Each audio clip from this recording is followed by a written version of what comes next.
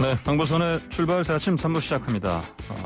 3월 지난달 취업자 수가 코로나19 사태 이후에 1년 내내 1년 넘게 이어지던 마이너스 행진을 끊고 증가세로 돌아섰다고 합니다. 코로나19로 피해를 입은 이제 기업들에 대한 특례 지원 그리고 고용안정지원금 이런 게 도움이 됐겠죠. 아무래도 고용 동향 자세히 살펴보겠습니다.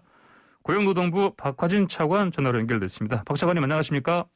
네, 안녕하십니까. 반갑습니다. 반갑습니다. 먼저 그 3월 고용지표 뭐 어떻게 개선됐습니까? 네, 방금 앵커님 말씀하시는 대로 예. 저희들이 보통 고용지표 할 때 작년 같은 달에 대비한 취업자 증감으로 흔히 표현을 합니다. 네네. 말씀하시는 대로 지난 2월까지는 계속 감소세였다가 3월부터는 증가세로 전환을 했습니다. 예. 조금 자세히 말씀을 드리면은 2월 같은 경우에는 지난해 대비해서 47만 명이 감소를 했는데 예. 3월에는 31만 명이 증가를 했습니다. 네네. 요거를 분야별로 조금 말씀을 드리면은 IT나 이 전문 과학 기술 분야에서 증가세가 확연히 이제 나타났고요. IT 쪽에서요? 네네, 예. 그렇습니다. 네. 사회적 거리두기 때문에 계속 감소가 반복이 되던 대면 서비스업 분야에서도 네. 감소세는 여전한데 감소폭이 크게 줄었습니다. 아, 그렇군요. 네, 그게 특징적이고 또 제조 분야도 반도체나 자동차 등으로 중심으로 해서 고용이 조금 회복되면서 역시 마찬가지로 취업자 감소폭이 계속 줄어들고 있습니다. 요약해서 말씀을 드리면은 예. 전반적으로 저희들 공공 부분 중심으로 한 정책의 효과도 있겠습니다만은 수출 확대나 내수 개선 이런 측면에서 민간 일자리도 이제 회복되어 가는 과정에 있다 이렇게 말씀드릴 수가 있겠습니다. 그렇군요. 그 말씀하신 것 중에서 대면 서비스 쪽 감소폭이 더 줄었다. 이거는 아무래도 그 사회적 거리두기 좀 완화되고 그다음에 뭐 기저 효과도 얘기하는데 뭐 이런 것들 좀 영향을 미쳤겠습니다. 네, 그렇습니다. 기저 효과 분명히 있습니다. 작년에 3월 달, 4월 달로 코로나 확산 이후에 저희가 갑작스럽게 여러 가지 충격 때문에 예. 일자리에 충격이 있었는데 그 부분이 있는데 다만 지금 상황은 단순하게 기저 효과로만 설명할 수 있는 그런 상황은 아니고 여러 가지 구체적으로 살펴보면 여러 가지 일자리가 회복되어 가는 과정에 있다. 이렇게 종합적으로 평가할 수 있겠습니다. IT 부분이 늘어났다는 말씀도 좀 눈에 띕니다. 네네, 그렇습니다. 예. 최근 아시겠습니다만은 IT 분야를 중심으로 투자가 계속적으로 이루어져 있고 오히려 기업이 필요로 하는 그런 역량을 갖춘 인재들이 오히려 부족하다 이런 호소도 따르고 있는 상황입니다. 그래서 20대 취업이 많이 증가했는데요. 그게 제조뿐만이 아니고 정보통신 분야, 전문기술 분야 이런 분야들을 중심으로 청년 일자리가 조금은 나아져 가고 있습니다. 그렇군요. 그 아무래도 이런 IT라든지 이런 부분에서 좀 늘어난 거는 정부에서 뭐 공공 일자리라든지 이런 정부 일자리 사업 이런 게 또 영향을 좀 주지 않았겠습니까? IT 분야는 저희들이 여러 가지 지원은 하고 있습니다만은 네. 민간 기업 중심으로 그렇게 창출되는 일자리다 그렇게 보시는 게 맞을 것 같습니다. 그렇군요. 그럼 공공 일자리 부분은 어떻게 영향을 줬을까요? 네, 공공 일자리도 영향을 미치고는 있습니다. 저희들이 주로 이제 언론에서 많이 지적하시는 네. 그 60대 이상 고령층 일자리 문제인데 그 부분 분명히 보건복지나 공공행정 분야에 종사하는 그분들의 숫자가 늘어나기는 했는데 그게 60대 이상 취업자 증가의 한 절반 정도입니다. 그렇군요. 그래서 예를 들면 민간 부분에서도 건설이라든지 운수라든지 대다수 업종에서 예를 들어 60대 이상의 일자리가 늘어나고 있습니다. 예. 그렇다면 단순하게 정부 공공 일자리의 효과만은 아니다. 이렇게 말씀드릴 수 있습니다. 사실 60대가 옛날에는 환갑 지나서 할아버지 할머니 그런데 지금은 아니지 않습니까? 이분들이 그렇습니다. 한창 아직 일할 텐데. 그렇죠? 네네. 계속 또 일을 하셔야 하고요. 앞으로 이런 고용 회복세 좀 계속 될 것 같습니까? 지금 최근에 조금 전에 제가 말씀드린 그런 상황에 비춰볼 때 4월 이후에도 계속될 수 있으리라고 그렇게 전망을 하고 있습니다. 우선 뭐 IMF나 OECD 같은 국제기구나 국내 연구기관에서도 경제 성장률을 당초보다 조금 높게 상향 조정하고 있고 예. 최근에 수출 증가세, 그다음에 생산 확대 추세, 그다음에 소비 심리 지수도 조금 회복되고 있습니다. 그래서 이런 경기 회복세가 이어진다면 역시 고용도 뒤따라서 예. 조금 회복되는 그런 추세로 나아갈 수 있을 걸로 예상이 됩니다. 다만 변수가 예. 코로나 상황인데요. 예. 매일 코로나 감염이 확산된다든지 이에 따라서 방역 조치가 강화될 경우에는 고용 회복이 조금 늦어질 가능성도 배제할 수가 없습니다. 그래서 예. 그 부분 또 역시 중요하다고 생각을 하고 정부 입장에서는 예. 그런 부분에 대한 그 조치와 함께 최근 이런 회복세가 네. 민간 일자리 중심으로 지속적으로 확대될 수 있도록 그렇게 역량을 집중해 나갈 계획입니다. 지금 말씀하신 것처럼 특히 이제 민간 쪽 중심으로 해서 더 일자리가 늘어나도록 어떤 구체적으로 혹시 뭐 그 정부에서 제도적으로 이런 부분을 뭐랄까요 지원한달까요? 이런 게 있습니까? 결국 일자리는 기본적으로는 지속 가능한 일자리는 민간 기업에서 만들어내야 되고 정부는 그렇게 할 수 있도록 여건을 조성해 주는 게 정부의 역할이라고 생각을 합니다.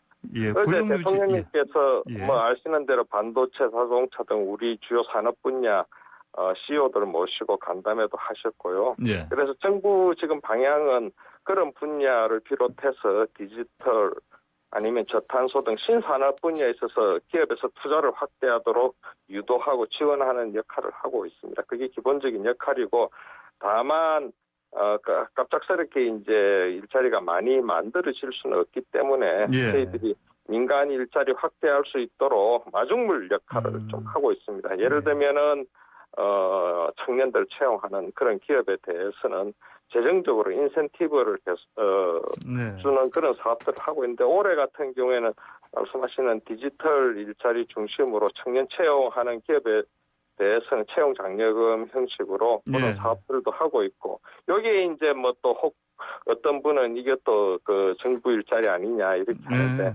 뭐 저희는 그렇게는 보지는 않습니다. 중요한 거는 아까도 말씀드렸습니다마는 지금 디지털 분야 중심으로 해서 기업에서 인력이 부족하다는 그런 호소가 잇따르고 있습니다.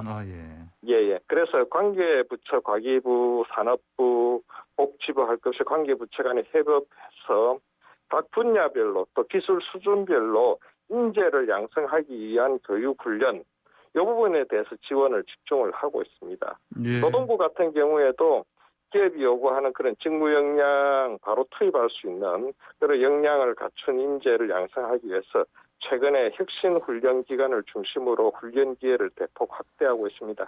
이게 한 2만 명 정도 되고요. 예. 각 부처에서도 그런 사업들을 계속 추진 중에 있습니다. 예, 알겠습니다. 네, 황보선의 출발새 아침 지금 고용노동부 박과진 차관과 인터뷰 진행하고 있습니다. 네, 박 차관님. 네네. 국민취업지원재단 이거 있지 않습니까? 한국형 실업급여라고 하는데 이거 시행 100일 넘겼지 않습니까? 네네, 그렇습니다. 성과가 좀 어떻습니까, 이건?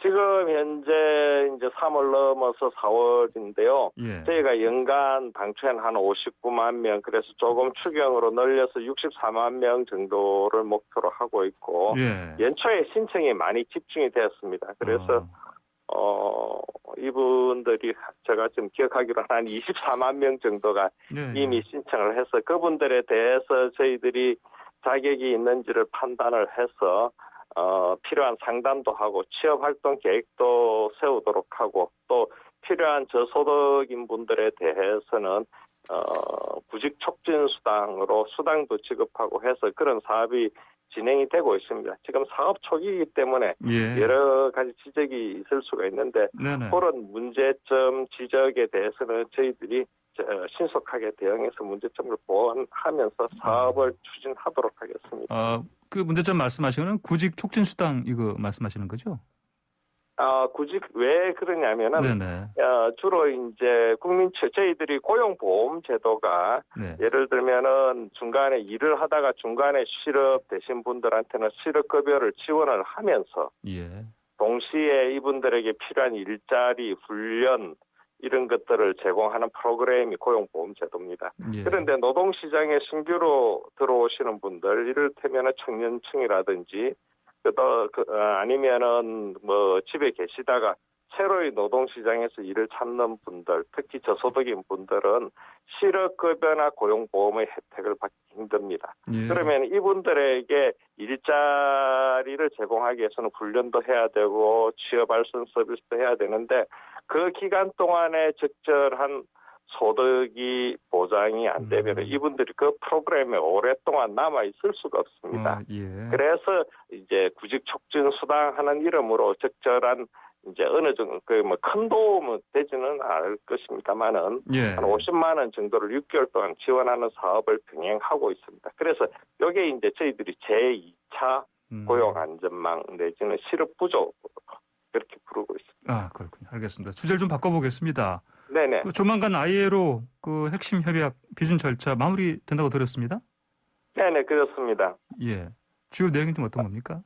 예. 조금 설명을 드리면은, 예. ILO는 아시는 분은 다 아시는데, 이게 UN 산하기구 중에 하나입니다. 국제노동기구라고 부르는데요. 아시는 것처럼 WHO 뭐 이런 게 세계보건기구처럼 UN 산하기구고 노동 분야에 있어서 이제 국제규범을 마련을 하고 또 그거 각국의 준수토록 권고하고 하는 그런 역할을 하고 있는데, ILO에서 가장 중요하게 한 190개 정도의 규범, 협약을 만들었습니다. 예. 그 중에서 4개 분야의 협약을 기본 협약 내지 핵심 협약이라고 합니다.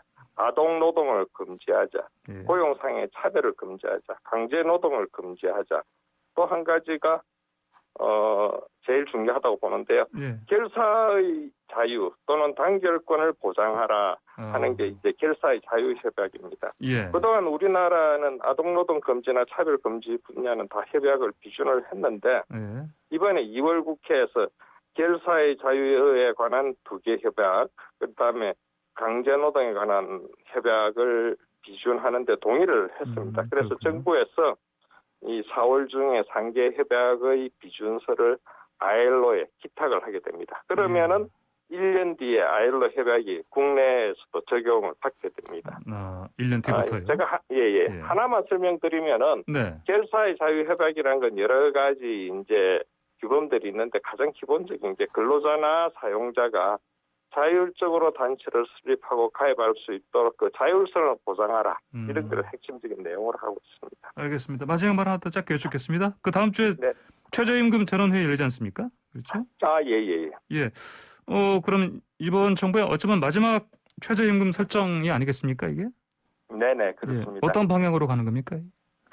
일단 절차부터 말씀을 드리면은 지난 3월 말에 고용노동부 장관이 최저임금위원회에 내년도에 적용될 최저임금 심의를 요청을 했습니다. 예. 그래서 최저임금위원회는 근로자 대표, 사용자 대표, 공익을 대표하는 위원들로 구성이 되어 있는데 이분들이 다음 주, 지금 예정은 4월 20일이죠. 20일에 1차 회의를 개최할 예정입니다. 최저임금에는 통상 근로자 측의 생계비, 생활비 문제나 경제나 고용 요건을 종합적으로 고려해서 이제 최저임금을 심의 결정하는데요. 올해 상황을 보면은 근로자 입장에서는 최근 경제 회복에 대한 기대감도 있고 물가 문제도 있고 하니까 조금 이번에는 최저임금을 인상해야 되지 않겠느냐 하는 요구가 좀 강해질 걸로 보입니다. 그렇군요. 다만 코로나 상황이 지금 지속되고 있어가지고 소상공인이나 자영업자 등 최저임금 주로 이제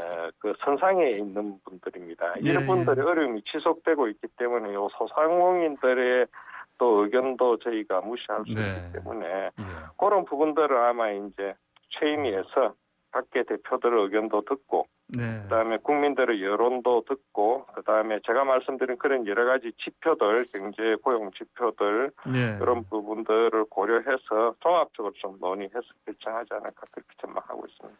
알겠습니다. 차관님 오늘 말씀 여기까지 듣겠습니다. 고맙습니다. 네, 감사합니다. 네, 지금까지 고용노동부 박화진 차관과 얘기 나눴습니다.